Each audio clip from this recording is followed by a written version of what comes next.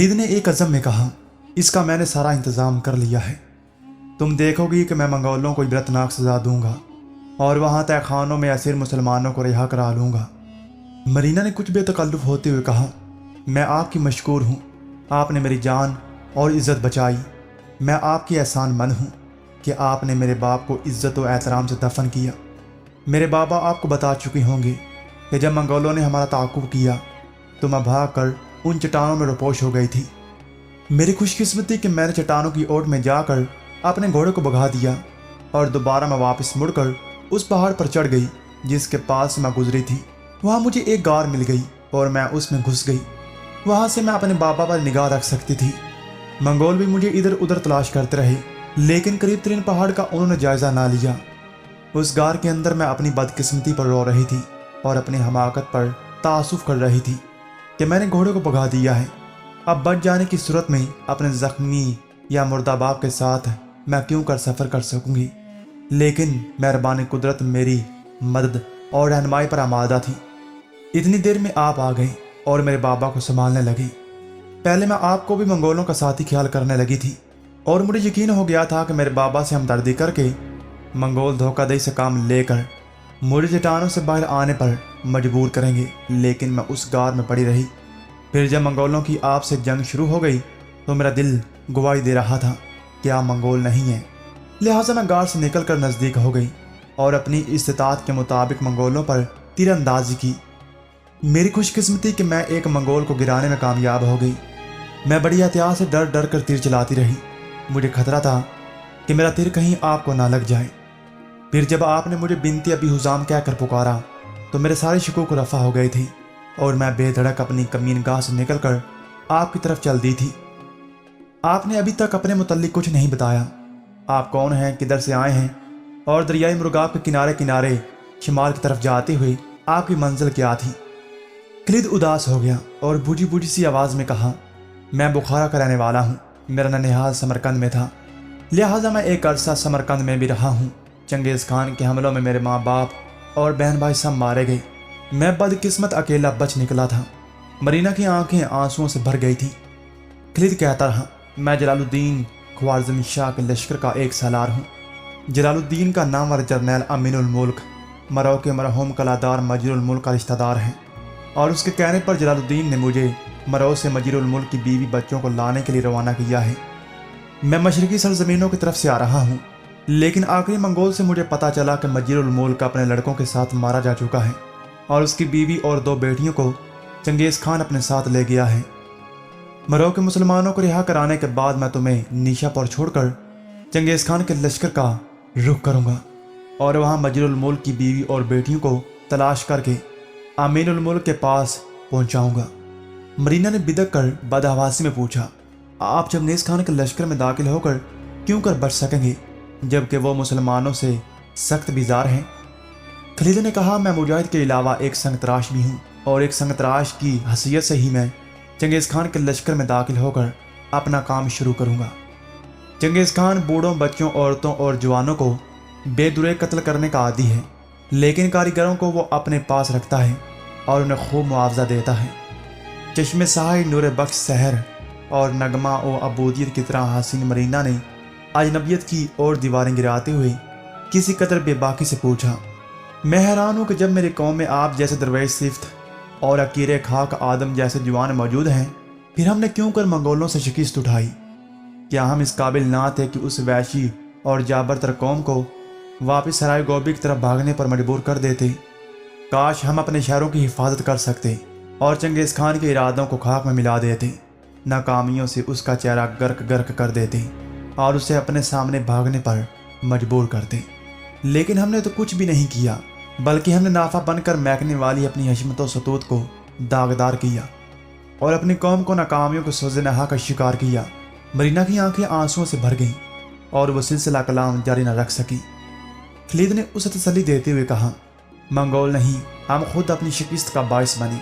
हम दीनी यकजहती की बजाय नस्ली और लसानी यकजहती का शिकार हो गई। अपने आबा व अजदाद की हिफ्त अफलाक रफ़त और उनके फ़िक्र व किरदार की तरबियत को पस पुश्त डालकर हम ज़ाहिरी आन बान और खन्नास के वसवसों का शिकार हैं।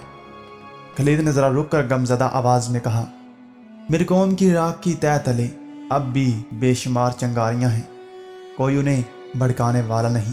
उसके किरदार में अब भी कुन फाया कुन के नगमे पोशीदा हैं, हर कोई उन्हें अलापने वाला नहीं है। इस कौम की आंखों में अब भी राज यज़दा हैं, लेकिन कोई उनमें लहरें और इर्तियाश पैदा करने वाला नहीं है। और जो कौम इज्तमाही तौर पर गुमराह का शिकार होती है, कारकुनान कुदरत उसे मुआफ़ नहीं करते। यही वजह है कि हम अदबार की लामतनाई परछाइयों का शिकार हैं और अगयार बेधड़क होकर हमारे जिस्मों को रेजा रेजा करते जा रहे हैं। खलीद खामोश हो गया, फिर उसने मरीना की तरफ देखते हुए कहा, बातों बातों में देर हो गई है, अब हमें यहाँ से कूच करना चाहिए। दोनों अपने घोड़ों पर सवार हो गए और वहाँ से कूच कर गए। खलीद अपने आगे मंगोलों के जकड़े हुए घोड़ों को भी हाँकता चला जा रहा था, जबकि मरीना भी इस काम में उसकी इमदाद कर रही थी। आखिरी सरमा की मलजगी शाम टूटे दिल की उदास रातों में बदल चुकी थी। लगता था किसने जादुए बाबुल और सैर सामरी फूंक कर रात को सहराए वहशत की तरह भयानक और पुरहोल बनाकर रख दिया हो। खलीद और मरीना इशा के करीब मरोज शहर के खंडरात से करीब चट्टानों के एक तवील सिलसिले के पास आ पहुंचे। खलीद ने वहां मंगोलों के जकड़े हुए घोड़ों को पकड़कर रोक लिया और मरीना को मुखातिब करते हुए उसने बड़ी राजदारी से कहा, मरीना, तुम इन घोड़ों के साथ यहाँ रुक जाओ, मैं मरो के इन खंडरात में दाखिल होकर अपने काम का आगाज करता हूँ, मुझे उम्मीद है कि मैं कामयाब रहूँगा। मरीना ने उसकी बात काटती हुई धीमी आवाज़ में कहा, मैं इस काम में आपकी कोई रहनुमाई कर सकूंगी? आप अकेले इस कदर मंगोलों से कैसे और क्यों कर निमट सकेंगे? या यूं कि ये शहर के खंडरात के अंदर मैं 2-3 तहखानों को जानती हूँ, वो लोग हमारे जानने वाले हैं, मैं उन्हें तहखानों से बाहर निकलवाती हूँ, फिर सब मिलकर इस लाया अमल को शुरू करते हैं।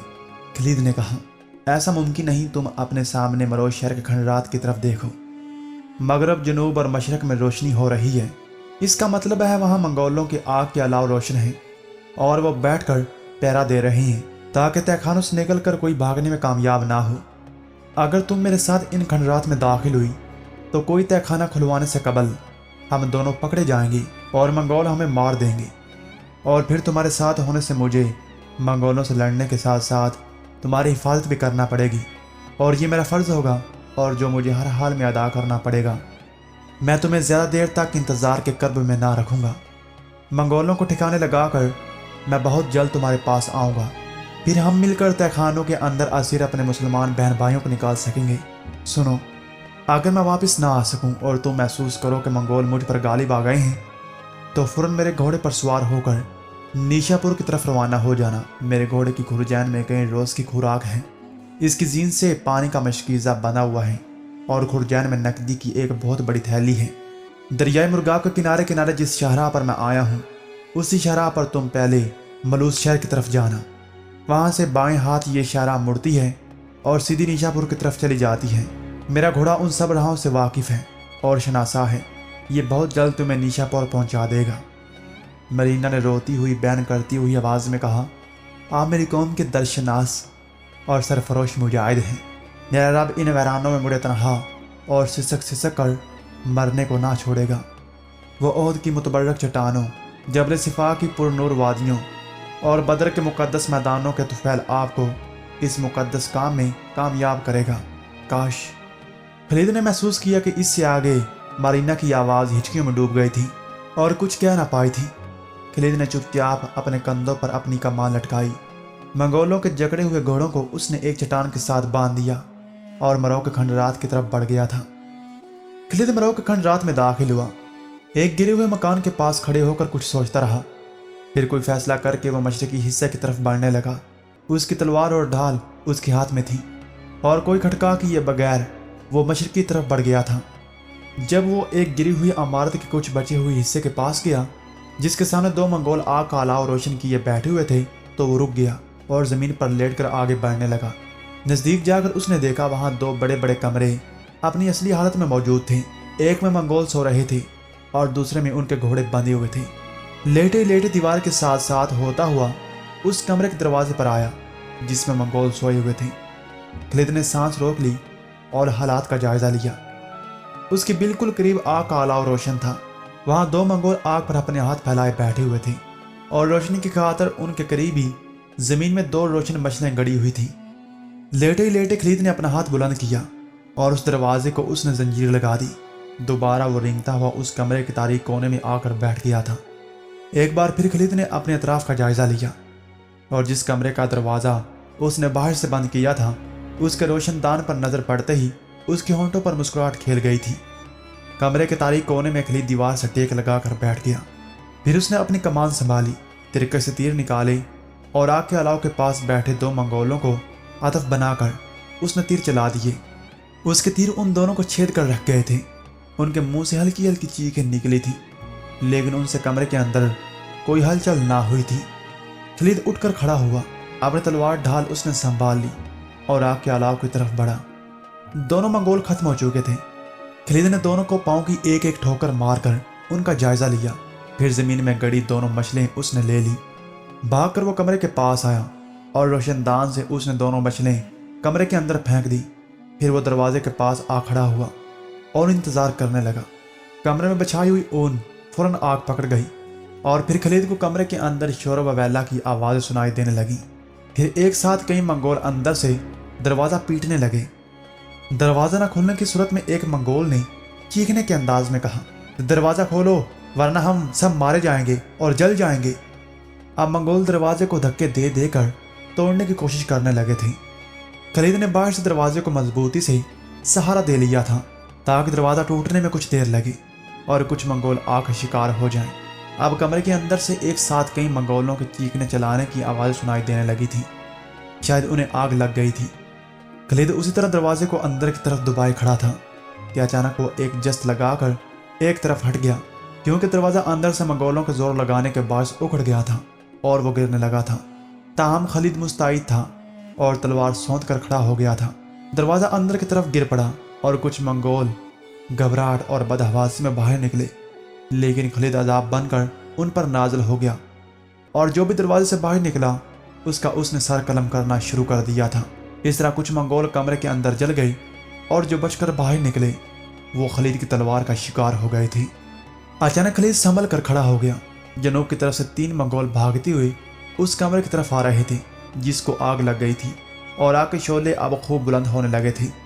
خالد نے کمان کندھے سے اتار کر اس پر تیر چڑھایا۔ وہ ان 3 منگولوں سے جلد نپٹ لینا چاہتا تھا، کیونکہ یہ وہ منگول تھے جو جنوب کی طرف آگ روشن کر کے پہرا دے رہے تھے، اور ان منگولوں کے آ جانے کا بھی اندیشہ تھا جو مغرب کی طرف الاؤ روشن کیے ہوئے تھے۔ اچانک خالد ایک بار پھر چونک پڑا۔ اس کے قریبی دائیں ہاتھ کے کھنڈرات کے اندر سے کسی نے تیر برسائے اور جنوب کی طرف سے آنے والے منگولوں میں سے ایک کو چھید کر رکھ دیا تھا۔ اتنی دیر تک خالد نے پھر تیر چلا کر دوسرے منگول کو ختم کر دیا تھا۔ تیسرا خوفزدہ ہو کر واپس بھاگا، لیکن خالد اپنی تلوار سونت کر اس کے پیچھے بھاگا۔ تھوڑی دور اس نے اسے جا لیا اور اسے بھی تحقیق کر دیا۔ پھر وہ اپنی ڈھال سامنے رکھ کر اس طرف بھاگا جہاں کسی نے منگولوں پر تیر برسائے تھے، لیکن قریب جا کر وہ رک گیا کیونکہ مغرب کی طرف سے پہرا دینے والے 3 منگول بھی بھاگتے ہوئے اس طرف آ رہے تھے۔ خالد پھر ایک پتھر کی اوٹ میں بیٹھ گیا اور جب وہ ان کے تیروں کی زد میں آئے تو اس نے ان پر تیروں کی بوچھاڑ کر دی۔ خالد نے محسوس کیا کھنڈرات کے اندر سے کوئی اور بھی ان پر تیر برسانے لگا تھا۔ اس طرح 2 منگول خالد کے ہاتھوں اور ایک کھنڈرات میں چھپے کسی اجنبی کے ہاتھوں مارا گیا تھا۔ سارے منگولوں کے خاتمے پر خالد اچانک پلٹا اور اس کمرے کی طرف بھاگا جس میں منگولوں کے گھوڑے بندھے ہوئے تھے، کیونکہ آگ اب بڑی تیزی سے اس کمرے کی طرف بڑھنے لگی تھی۔ خالد نے کمرے کا دروازہ کھولا اور سارے گھوڑوں کو اس نے باہر نکال دیا تھا۔ کمرے کو آگ لگنے کے باعث باہر کی فضا چونکہ کچھ گرم ہو گئی تھی، اس لیے منگولوں کے سارے گھوڑے ایک طرف ہٹ کر کھڑے ہو گئے تھے۔ خالد بڑی تیزی سے اس کمرے کے اندر سے گھوڑوں کے سینے اور دوسرا ضروری سامان نکال کر باہر رکھنے لگا تھا۔ آگ اب خوب بلند ہو کر پھیلتی جا رہی تھی۔ کمرے سے سارا سامان نکال کر خالد جب پیچھے ہٹ کر کھڑا ہوا تو دنگ رہ گیا۔ سامنے کھنڈرات میں سے دیکھتے ہی دیکھتے حسین مرینا نمودار ہوئی اور مسکراتی ہوئی اس کی طرف بڑھنے لگی تھی۔ قریب آ کر مرینا خالد کے سامنے رک گئی اور گہری دل فریب مسکراہٹ میں اس نے خالد کی طرف دیکھتے ہوئے کہا، میں منگولوں پر اس طرح تنہا قابو پانے پر آپ کو مبارکباد دیتی ہوں۔ خدا کی قسم، جس قوم کے سب فرزند آپ جیسے ہو جائیں دنیا کی کوئی طاقت انہیں زیر نہیں کر سکتی۔ خالد نے بھی مسکراتے ہوئے کہا، جس قوم میں تم جیسی بیٹیاں بھی ہوں وہ بھی شکست و ریخت کا شکار نہیں ہو سکتی۔ مرینا نے فوراً اپنی صفائی پیش کرنے کے انداز میں کہا، آپ نے مجھے گھوڑوں کے پاس بٹھایا تھا لیکن میں وہاں بیٹھ نہ سکی۔ میں آپ کے پیچھے پیچھے ادھر آ گئی تھی۔ مجھے فکر تھی کہ آپ اکیلے اس قدر منگولوں کے اندر کہیں پھنس نہ جائیں۔ میں اسی لیے یہاں ایک پتھر کی اوٹ میں ہو کر بیٹھ گئی تھی۔ میں نے ارادہ کر لیا تھا کہ جو بھی آپ پر حملہ آور ہوگا اسے میں اپنے تیروں سے چھلنی کر دوں گی۔